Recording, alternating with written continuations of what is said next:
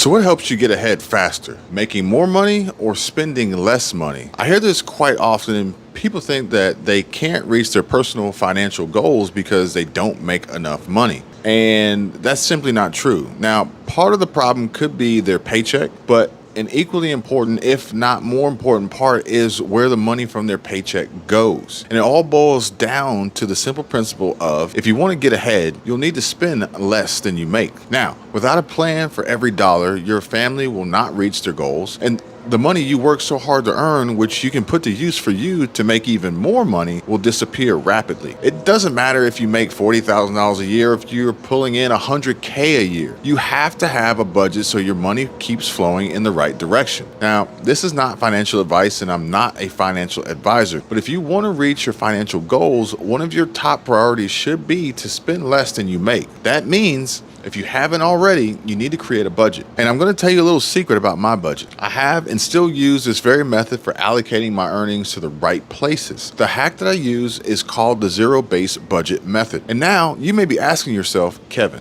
what is the zero-based budget? Well, zero-based budgeting is when your income minus your expenses equals zero. Here, let me give you an example. Let's say you make $3,000 a month. Everything you give, save, or spend should add up to $3,000. Pretty simple. For every dollar that comes in, it has a purpose, a job, a goal. Nothing is left hiding or getting mindlessly spent on unnecessary things you don't know that aren't helping you reach your ultimate personal financial goals. And just to be clear, this doesn't mean that you have $0 in your bank account. It just means that your income minus all your expenses equals zero. Keeping a little buffer of $100 to $300 a month is always a good idea though. So that's kind of what I always do. Now, let's begin.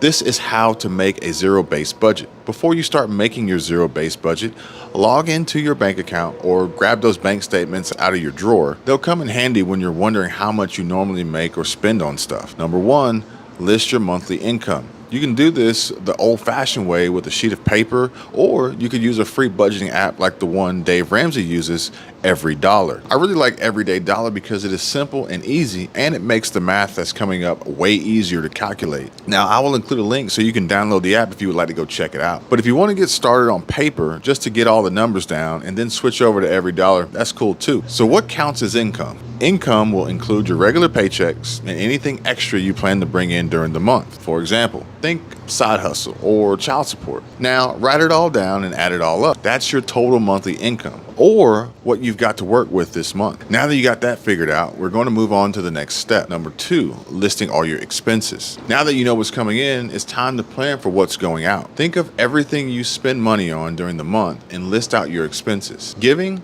this could be about 10% of your income. Savings, now this depends on your current financial situation, but if you don't have any money going to savings, we're going to work on that later. Your essential monthly bills.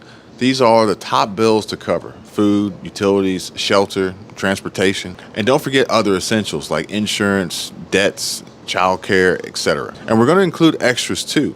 Here's the fun part: entertainment, fun money, restaurants, put that there. It's okay to set aside a part of your budget for fun, but just be conscious of your overall end goals. Now, let's go ahead and add in month-specific expenses. Any holidays, celebrations, or semi-annual expenses that you may have due this month. And don't forget to give yourself a miscellaneous category too, so you have a little extra cushion in your spending. That way, anything that pops up unexpectedly isn't a problem because it is in the budget. Now, we're almost done, and you're going to begin seeing results now that you have set up this budget and know where all your money is going each and every month. Now it is time to subtract your income from your expenses to equal zero. When you subtract all those expenses from your income, it should equal zero. If you don't hit zero at first, don't worry, this is perfectly normal. In fact, practically no one gets this right the first time, and that is fine. But let's talk about how to fix it. Got money left over? First, pat yourself on the back.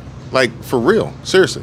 Okay, now put that money to work. Where? Well, that all depends on where you're currently in your personal financial journey. Following similar principles set out from some of the best managers of money and those among the wealthiest of Americans, there are essentially 6 or 7 steps that can be followed to put you on the path to financial freedom. This is where you can allocate your excess income. Do you have a basic emergency fund? This is about $1,000, give or take, that you have in your checking or savings account or in physical cash that you can have access to in case of emergency. No? Well, then allocating excess income towards this emergency fund will serve you well. Now, paying off all debt. except for your house. We'll get to that later. The previous calculations for expenses were for your minimum payments towards debt. But if you already have your emergency fund stashed away and you're carrying revolving debt, putting excess income towards lowering these principal balances and totally eliminating these debts would be my next focus. If you have a basic emergency fund and you don't have any other debts from car payments, credit cards, or other loans, then you have been making some great financial moves and can look towards saving up for a full emergency fund. This is generally 3 to 6 months worth of expenses that you have socked away just in case shit hits the fan. Placing excess income in this category while building your zero-based budget would be my next focus. After that has been fully funded, allocating excess income towards investing in retirement savings and mutual funds, saving for kids' college, and or paying off your home mortgage early would be my next goals in line. Now, let's talk about what to do if you subtract your planned expenses and end up with a negative number. Now, this means you're spending more than you make, and that just won't work. But don't freak out. We can get that number to zero. Time to get out your metaphorical hedge clippers so you can start trimming that budget. That can mean lowering your planned spending amounts where you're able, or it can mean cutting spending. I have often found, even with my own budget, that starting with the restaurant line is the best way to bring my budget back in check. Food is where most Americans tend to overspend the most. You can also up your income by starting a side hustle, selling things, or finding some other way to make extra money. Now, we'll cover starting side hustles and other ways to make extra money very soon, but I wanted to make sure we have covered the basics first. This way, your side hustles can have your full attention and you won't have any additional distractions taken away from your ability to earn extra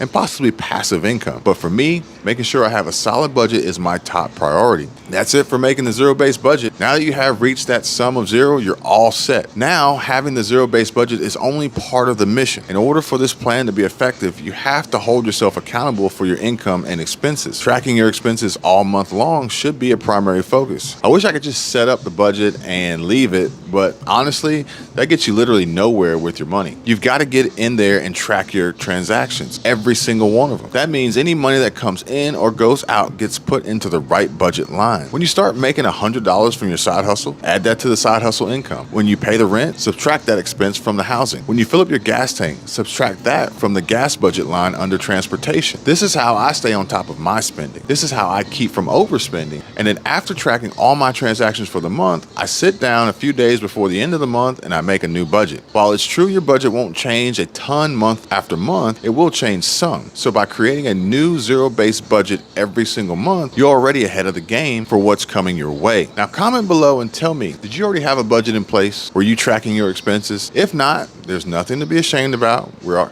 all here to make progress towards financial freedom. We're not here to judge one another. But if you didn't have a budget and didn't track your transactions, tell me if you plan to start now using the zero-based budget method or another method for tracking what is coming in compared to what is going out. I would love to know your plans, so please let me know in the comments below. Now, we will be moving on to passive income and side hustles soon, and you're going to want to make sure that you're fully prepared for that. Now, if you have any questions, please feel free to comment those below. You are on your path to wealth building and financial freedom. You should be proud and feel great about what you're doing for your personal finances as well as for your family. Thank you guys for watching, and I will see you all very, very soon.